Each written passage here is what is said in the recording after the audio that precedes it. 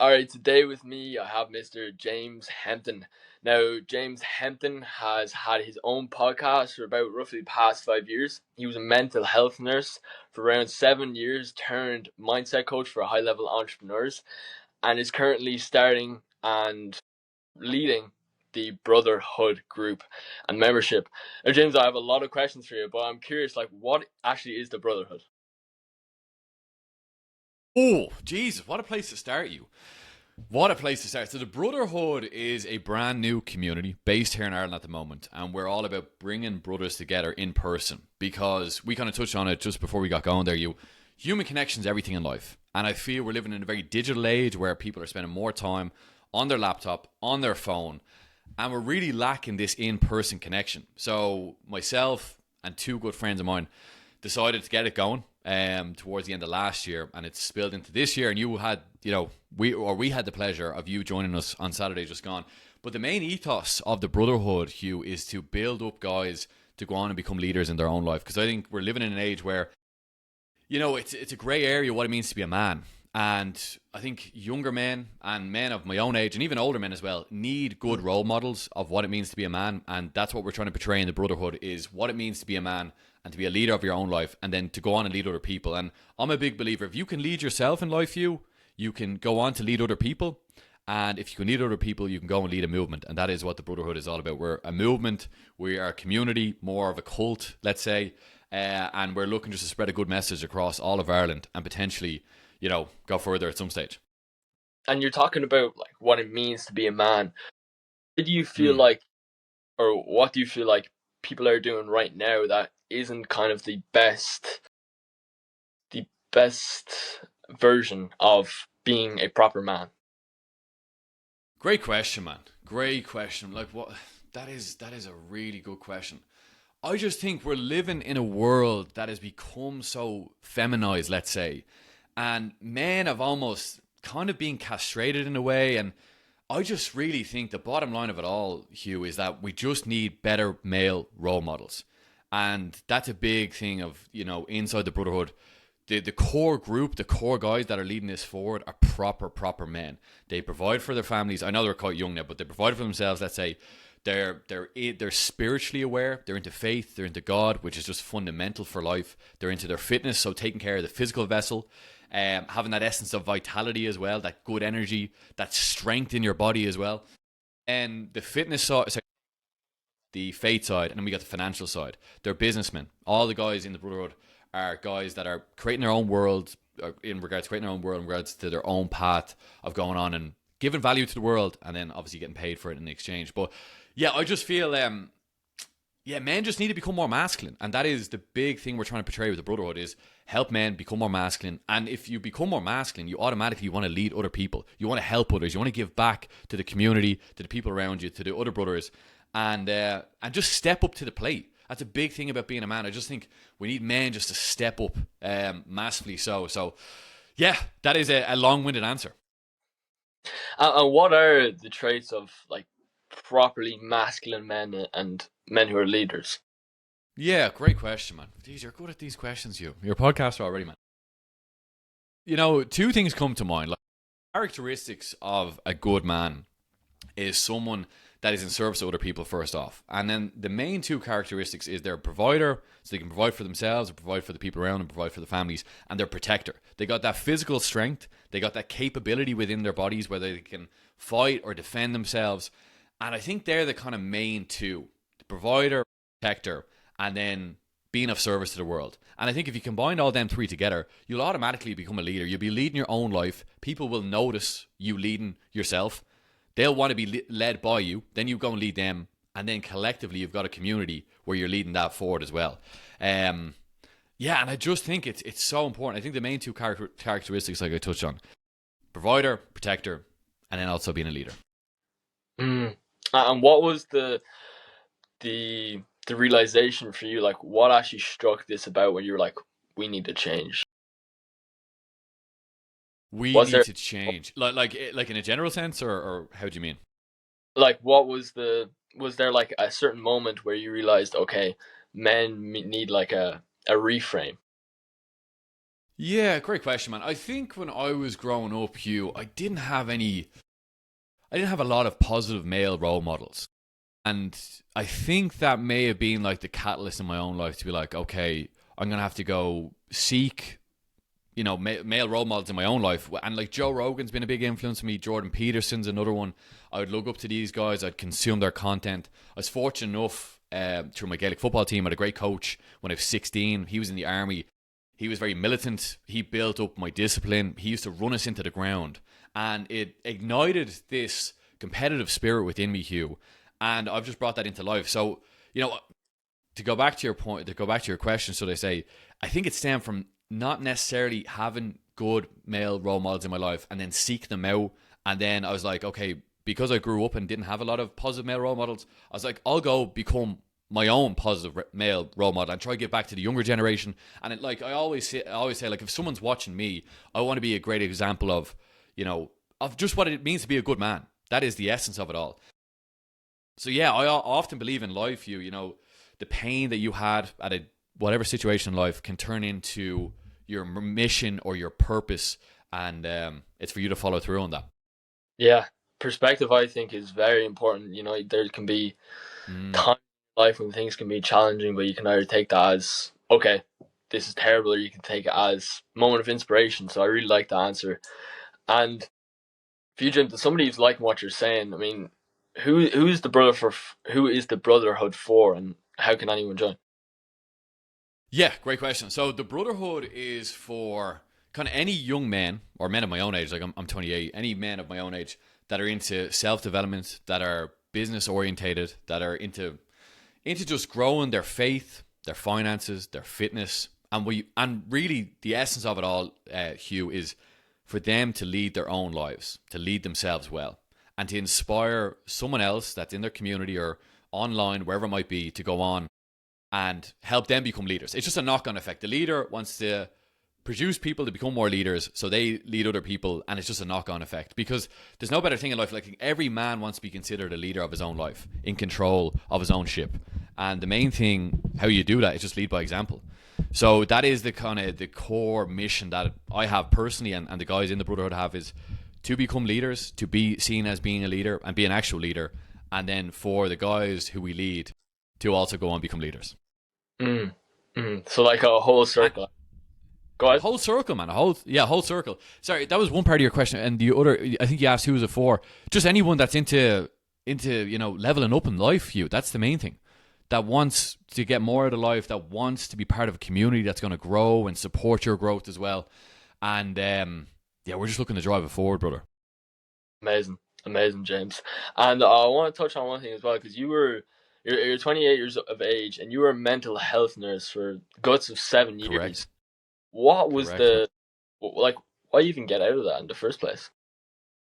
Yeah, so I kind of fell into it. Like, I come from a family of nurses, and when I was 18, 19, I hadn't a clue what I wanted to do with my life. My mom was like, parents often want you to follow in their footsteps, and they have all the right intentions. And my mom did, and I love my mom, absolutely love. She's a saint of a woman.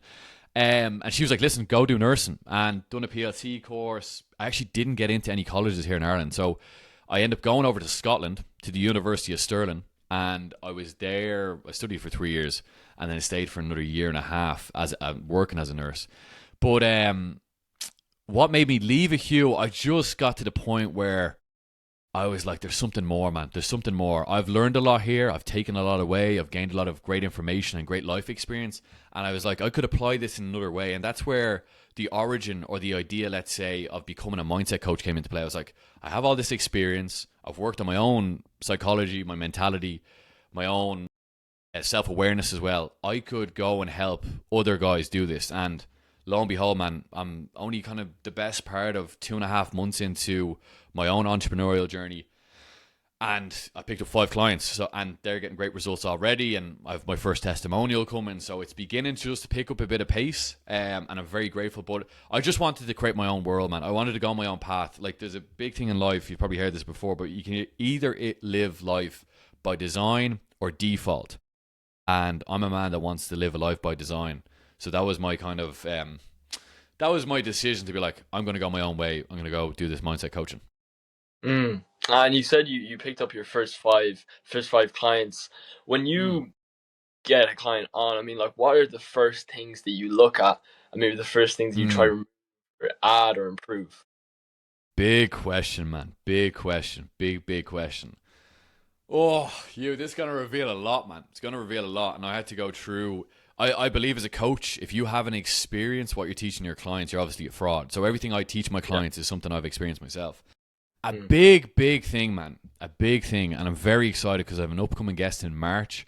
He's probably one of the biggest, let's say, coaches and motivational speakers in the country here in Ireland. I have him on the podcast this coming March, which I'm very excited for.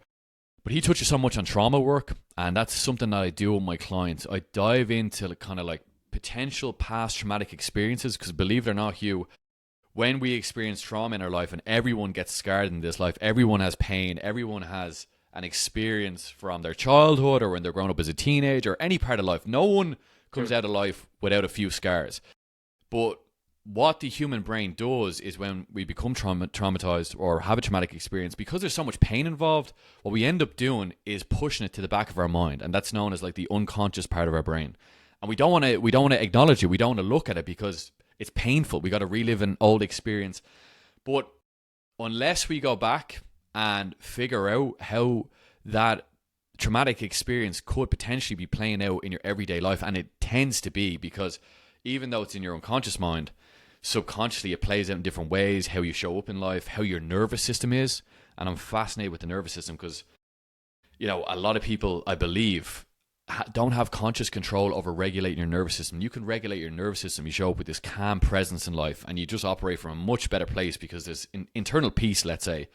Sorry, man, I'm going on a tangent here, but yeah, Oh, the main thing I focus on, sorry, is past traumatic events, how they may be having a big impact on your life now, and then focusing how can we, you know, go back, understand that experience, and from there move ourselves forward by looking at how it may be playing out in your life at the moment, and just bringing more awareness to the situation. It's a very deep thing, man. It's not shallow work at all.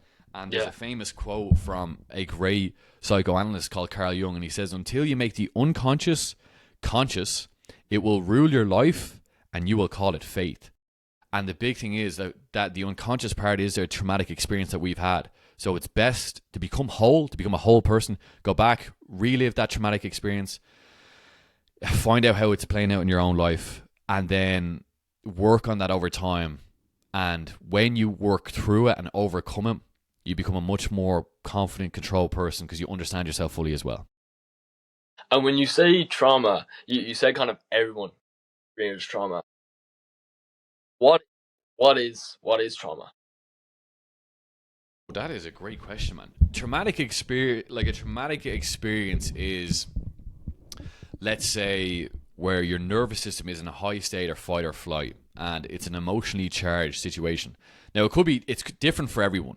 Let's say, for example, right, this is a mad one, right? There's so many wars happening in the world. I don't focus on the news, but you hear about all these wars happening.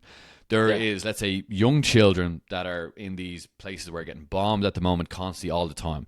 They're going to be traumatized from that experience. But what the traumatic experience is, let's say, is just a emotionally charged situation that has a lot of pain, a lot of, your whole nervous system is so frightened when a traumatic event happens. What happens a lot of the time, because that pain is so deep, as the older you get and the days pass on, the years pass on, your brain doesn't want to acknowledge it because it's difficult to do. It's very difficult to do. Like I said before, the main thing that I believe everyone across the globe, and I think this is going to be I think this year is significant, for a number of reasons, but I believe if we get a deeper hold on how traumatic events are playing out in everyone's lives, people would live with more peace and understand themselves fully and not live from that unconscious part of themselves. Mm. But yeah, hopefully that answers the question. Definitely, definitely. Or And yeah. James, how can somebody actually identify a traumatic experience and stop falling victim to it, but actually start benefiting from it? Great question, man. Great question. I suppose, first off, you kind of touched on it there. You've got to identify what that experience may have been. Mm. And that is probably the most difficult part, because when people go back and, you know, analyze a traumatic event they've had, their whole nervous system will feel it again, Hugh. And from a emotional level, and you can even see it in how people, when they talk about these things, their whole nervous system begins to shake because they're reliving the experience. It's not comfortable to do, and that's why people avoid it, because it's so painful to go and relive something that was so painfully felt all them years ago. And yeah, it's not easy to do, but it's work, I believe, that must be done to like not live unconsciously anymore. And it's not light work either, Hugh. It's not light at all, man. But it has profound benefits for anyone that does acknowledge, assess, and work through it. Amazing, amazing. That's very interesting, James. As well, you've had your podcast, James Hempton Show, for years now, and you said that you have an amazing guest coming on in March. What was Yes. the reason that you actually went ahead and started that? Podcast itself. Mm. Yeah. Is this called the Hugh O'Sullivan Show, or are you O'Sullivan podcast? I don't have a name on it. Okay. What are you going to name? I'm going to put you on the spot now. What are you going to name it? Any ideas? Any ideas? No, I don't know. Maybe the Hugh O'Sullivan Show doesn't sound too bad, but not too sure. It's a nice ring to him. I'm sure you'll come up with a good name, man. But yeah, you're a great man for these questions. Weirdly enough, man, I've always lived from this quote, and it goes like this: if you're not willing to fail, you're not willing to succeed. Meaning, we've got to give attempts to whatever it is we're looking to do in life. And for me, I actually had this. I have my own podcast now, the James Hempton Show. But before that, Hugh, I had a podcast with a friend of mine called the Purusha Podcast. It's still up on YouTube today. We done 3 episodes, but we didn't do any more than that. So that podcast kind of died out. It failed in the end. But during the kind of it just was kind of fizzling out. I had this idea. I was like, I'm going to go do my own podcast. So at the time, I had renovated the shed in the back garden, built it up as a personal training studio. I was doing personal training for a while.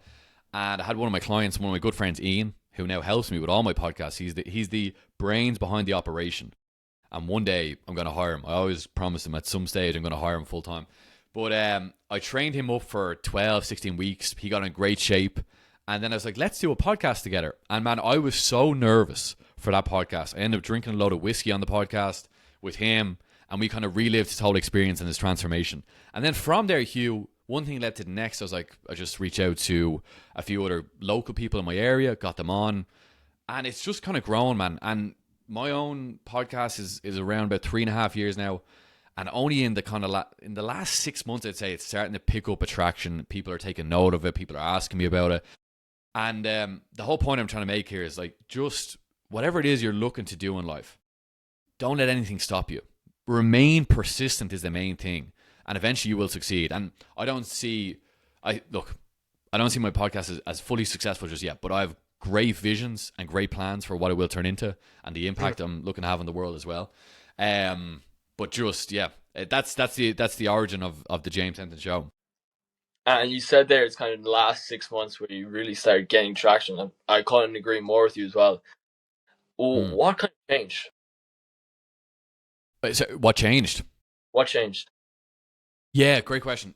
What changed was, I think it got to a stage. At the time, my first kind of 20 episodes, or maybe slightly less than 20 episodes, I was just having people on and interviewing them, like kind of all my friends. And I was like, if I want to grow the reach of this show, I've got to have bigger guests with bigger audience that people know. So like, a big guest that I had on last year was Rob Lipsa. I've looked up to Rob for the past 10 years. I've been watching his YouTube for ages.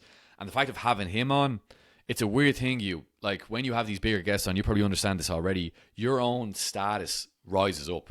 And humans are obsessed with status. We are obsessed with hierarchies. If someone has a bigger following and you're in association with him, now your status is higher. And this is how the human brain works. It's quite funny. But just having bigger guests on has brought bigger reach because people recognize the names. They want to tune into the podcast. And then from there, in the last 6 months, I've just got bigger and bigger guests on, especially guys that you've had on your podcast already, which is so impressive in a short space of time. Like James, Josh, Warren. And if people know the guests, they're going to eventually know you. And yeah, that's where the growth has came from in the last 6 months. I've got this question myself a lot, and I'm curious your take on it.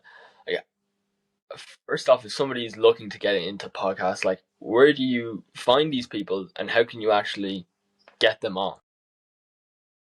Great question.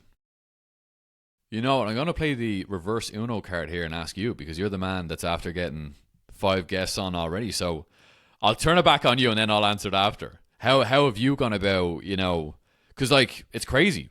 I met you at the Mass Awakening and you came up to me and you're like, listen, I'm going to get this podcast going. I'd like you to be on. I was like, man, I'm all for it, bro. If I can support you in any way, let's do it. And we are literally here right now, you. Yeah. So how have you came to be to have myself on and the rest of the other guys? Rob Lipsa was talking at the event, and only thing I took from it was a great talk. Only thing I took from it was start posting content. I had this idea in the back of my mind for a while of interviewing successful guys like yourself, and I said it to David Finneran, and I was like, "What do you think of this?" And he says, "Do it." And I want to be the first guy on it. So I was like, "Wow, that's amazing." There you So I go. had David on, and then I would have talked to Josh and Warren a couple of times before, so I was like, okay, I think I can get these boys on. And James, I've been fortunate enough to talk with James many times. He's been a massive mentor in my life. And same thing happened there. And just kind of from these connections, I've been able to. Joe Boyle, who I recently had on, is a friend of James and Josh and Warren's and David. So it's more kind of through the connections and leveraging those connections to get on different. There you go, man. Like I know that saying, like your network is your net worth, but the fact that Mm, you're so well connected at such a young age is incredible, and you're putting yourself out there. I think young guys like yourself, you, especially like I'm obviously 10 years older than you, so when I see you, doing your thing, putting yourself out there, I'm like, fuck yeah, let's go, Hugh, let's do it, bro. And when you asked me, I was like, I'd happily.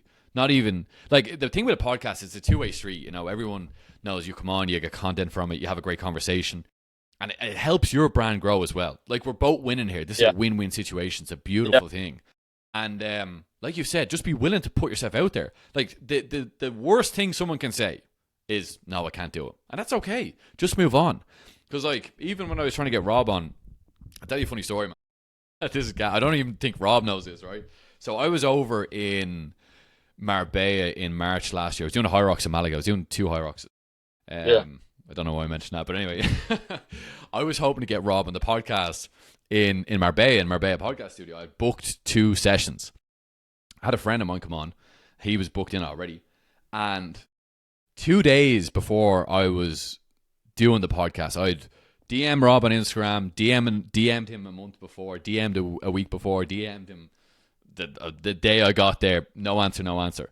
So I was in the apartment with 2 of my friends. I was like, fuck it, I'm going to write him a letter and I'm going to drop it to his house because he posts all the time. I was like, I have a rough idea because I'd been in Marbella earlier that year or the year before, so I knew where he lived. Wrote him a letter. He never seen it, man. I put it in his letterbox. He never seen it. But anyway, a month or 2 later, I was home. He texted me and I was like, Rob, let's fucking do it. But the point I'm trying to make here is just ask. If you want to talk to someone, they'd be more than happy probably to come on because look, it's a win-win. They get the benefit of the content, Mm, you get the benefit of the interview, and we all grow together.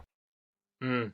Yeah, that's one thing I realized as well. It's like I found it hard to come up with like an actual con on a pros and cons list because you get to build relationships, build a network, and you actually learn as well, which I think is the most important thing. Is you get like I've learned so much from this already. I get so much different perspective.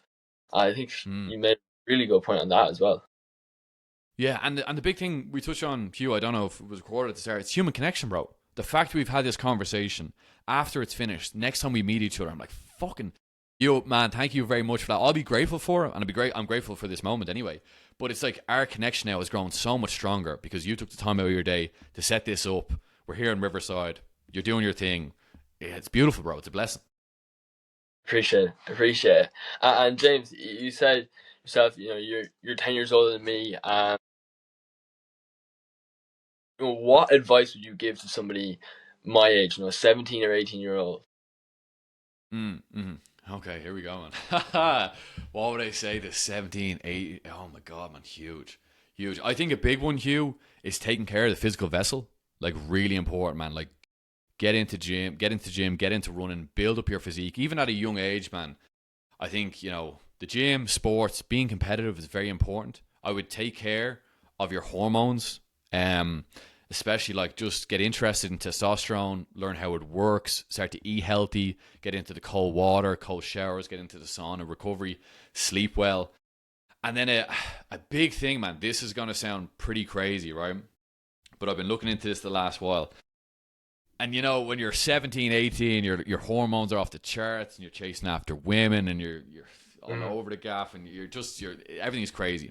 But a man's sexual energy is his creative life force and he should preserve that. And what I mean by that is this ancient Taoism.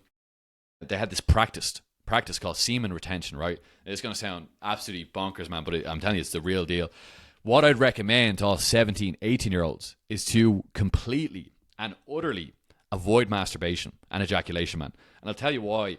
Because if a man ejaculates, there's actually a hormonal thing that happens. His like, I'll break this down very simply so I can explain it, right? You're probably thinking, what the fuck is he talking about, man? But it's very important because let's see, okay, we've a graph here. I'm going to get this graph on the screen if I post this as a reel, right? But before a man ejaculates, his dopamine, which is the neurotransmitter for drive, for reward, for pursuit in life, is up here. And prolactin, which is normally associated with a kind of female hormone, it makes men very sleepy, lethargic. His dopamine crashes when he ejaculates and his prolactin spikes, right? And when that happens, and we've all experienced this as men, you're lethargic, you're tired, you're lazy, like everything feels more effortful because your dopamine's crashed and your prolactin spiked. And it's your life force, it's your creative juice, and that should be preserved inside your body to build up your physique, build up your business, work on your faith, and not be distracted by it. I feel it's really weak energy, you. And look, I was fucking 17, 18 at one stage. I wish I had. The reason why I'm saying this to you now, man, and saying it out loud, is because I wish I had this advice when I was your age.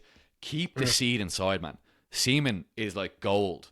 Do not waste it away watching bullshit or fucking soft porn on Instagram or whatever it might be. If you're gonna use it with a beautiful woman or someone significant, but don't waste it away. Like, yeah, man. Look, that is the bottom line. Build your physique, work on your faith, and preserve your seed. I love it. Sorry, James. bro, I went off on one there. No, you're I went off on one there, man. And you started off just kind of building your physical physique, and whether that be through going to the gym, going on runs, going sauna, hitting the cold plunge. Yep. And you also mentioned being competitive. Why is that important? Yeah, bro. Because when your testosterone's high, you're competitive in life. You want to make more money. Like when you're in the gym with your friends, you want to lift the heaviest weights. You want to drive forward, man. What is this life all about? We want to conquer our own world. I think that's the most important thing. We want to come away and say, I conquered. Like, we're going to be all 80 at some stage. And I think just having this urgency at a young age to be like, go get after, make something of your life. Be known for something great. Like, be in the pursuit of greatness in life. I think that's the most important thing is like, get after it. Too many guys are asleep at the wheel. They're not driving themselves forward. They've no zest. They've no vigor. They've no vitality. That's why working on your hormones, working on your fitness, working on your physique is so important because this is the vehicle we drive around in life. And if that is, not in an optimal state, how are we going to get the most out of life? Yeah, man, that's what I'd recommend to all 17, 18-year-olds is like take care of your energy, take care of your body. Yeah, and that's the essence of it. And if somebody says they're lacking motivation, what would you say to that? Lacking motivation is an interesting one. I feel like if you're lacking motivation in life, maybe you haven't found something that really lights you up. Because I would say even my early 20s, like when I was doing the nursing, I knew it wasn't for me. I didn't fall off the wagon or anything, but I didn't have the kind of the energy I have for life now. I think when a man truly finds his purpose or his mission in life, you have a reason for being here and you have something to work towards every day. I think that's the most important thing. Find something that you want to work towards each and every day and make that your life's mission. And it will bear fruit in time. Be patient with it. Be persistent. Be consistent. And just don't stop. But someone that's lacking motivation, they haven't found their mission in life or their purpose. So I'd say start there. And that takes a lot of introspection, takes a lot of time by yourself, a lot of journaling, but you will find it over time. Amazing, James. And I first met you, like you said, in Dublin at the Mastermind event, and I asked you what was your biggest biggest lesson from all the podcasts you've done, and you said biggest Mm, lesson how important communication skills are. Would you mind expanding on that? mm. Yeah, communication is everything in life. You like, how can we not even get our point across, but how can we express what's on our mind or what we'd like someone to do or how we'd like to work with them if we can't communicate clearly? Having clarity in your communication is everything. And I'm a big believer to truly improve your communication, reading books out loud is so, so key. For anywhere between 10 minutes a day, like 10 minutes is nothing. People can scroll for 10 minutes. If you can read a book out loud for 10 minutes, you get better at speaking words. And then with that as well, there's certain words you won't understand. Go study them, find out the meaning of words. That will enhance your communication. And people then can understand what you're saying. And you begin to articulate yourself. Like the main thing in life, if you can get very good at what's going on here with your thoughts and express it in a way where someone understands, you become a master communicator. And communication, I remember Jim Rohn, he's a famous self-development guru, one of the best. He was like he mentored Tony Robbins. So he is the best of the best. He's the creme de la creme. And he said the number one skill to have in life is communication. And if you can master that, I mean, master communicator, you're a master operator because you're just able to convey a message very clearly that people understand. And also, I think a big part is like you understand how to motivate other humans around you because you're going to be around other people. How can you motivate them through your words, through the energy in your words? And yeah, communication is just essential for life, man. Yeah, yeah. I think even like the top leaders of our time, the top Mm. speakers, recent years, like Andrew Tate, like he has managed to amass like such a big audience. Even like Donald Trump, he's a good speaker as well. Amass such an incredible audience as well. So I think you're spot on there as well, James. And what? Yeah. Go ahead. Well, sorry, just to cut across you, what that is influence. There's the artist speaking. It's called ornation or oratory, and if you can get very good at that, what happens there? Because Andrew Tate does this very well, and Donald Trump does it very well, and Conor McGregor done it very well. When you can speak and evoke emotion in someone else, like you pull emotion out of them through your words, through being confident, clear, charismatic, speaking with conviction, you will like you get lit up. You don't know why, but their words have so much energy. You feeling it right now, Yeah. and then you can change how they view the world. You can literally, it's like ultimate psychology, man. You're changing how they think, how they behave, how they act, and Tate's done that very well, and like the other leaders, like you mentioned, have done it very well as well. 100%. I feel like now there's a lot of things that Andrew Tate says I won't necessarily agree with, but I think he Exactly, yeah. has done that very well for like almost a whole generation of men, just almost attracted to what he's saying. I think that's a really good Mm, point. And yeah. It so, makes someone magnetic. If you're a good communicator, Hugh, and you speak well, you become a magnet. You become magnetic, basically. mm, what are the biggest communication mistakes that you see that people are constantly making without even realizing it? I think a big one is filler words, like ums and ahs, and you know what I mean? Like, fuck that, man. When someone, like, because, like, a lot of communication is very subconscious, and that's one thing I became very conscious myself of. Like, if I was to come on here and, I'd be like, and I was going to say yeah, like, you're automatic, like, this guy doesn't know what he's fucking talking about, man, Yeah. So you have to just be so consciously aware of how you speak. And the fact we do it each and every day, Hugh, we should be all master communicators, man. We should all, at least, at the very least, master just speaking very clearly. And that's where that practice, man. I will die on this hill, you. If everyone read for 10 minutes out loud, bro, you would not believe, your whole world would change, man. I am, like, and not even that, man. I've been looking into it. So we kind of touched on the nervous system earlier on. Yeah.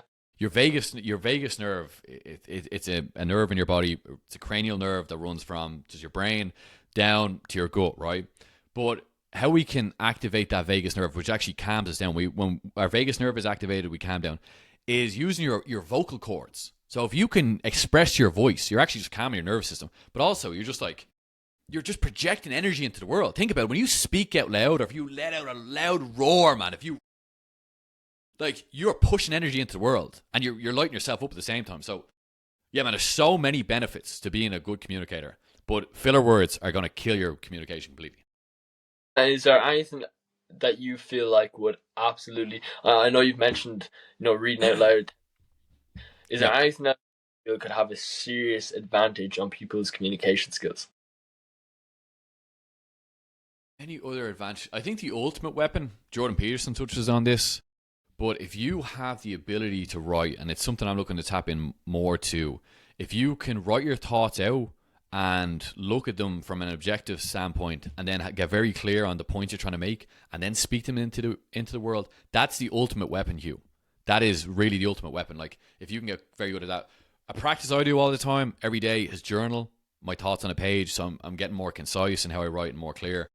But I think that is the ultimate weapon. Like we touched on, kind of, reading books out loud. That's brilliant. That's, say, level one is definitely writing your thoughts on the page, getting clear in your points, and then saying them to the world. And then level two, just below that, is being able to speak clearly by actually reading books. And the thing about books as well, you obtain new knowledge. You become a more interesting person to engage with as well. If you've got more information, you're like, okay, like I want to talk to this guy because he knows a lot about all these different things. And yeah, there's huge upside to it, man. Huge upside.